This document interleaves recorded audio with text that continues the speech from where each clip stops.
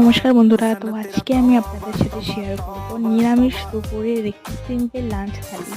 তো প্রথমেই ছিল গরম গরম ধোঁয়া ওঠা সাদা ভাত, তার সাথে ছিল ঢেঁড়স ভাজা, সাথে ছিল নারকেল ভাজা, আর ছিল কুমড়ো ভাজা, আর ছিল আমড়া দিয়ে ডাল, আর সাথে একটা লাল কাঁচা লঙ্কা ছিল। তো ভাজা দিয়ে ভাত খেতে আমার খুব ভালো লাগে, ভাজার সাথে ডাল থাকলে তো কোনো কথাই নয়।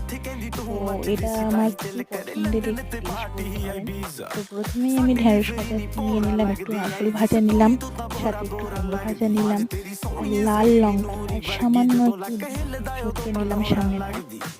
এইটা দিয়ে ভাত খেতে যে কি অপূর্ব লাগে, মানে এটা যারা খায় তারা ছাড়া সত্যি কেউ জানতে পারবে না। তারপরে শেষ পাতে ছিল আমার মিষ্টি দই। মিষ্টি দইটার সাথে একটু অল্প করে ভাত খেলাম, খুব ভালো লাগে মিষ্টি দই দিয়ে ভাত খেতে, টক দই দিয়েও পছন্দ করি, মিষ্টি দই দিয়েও মন্দ লাগে না।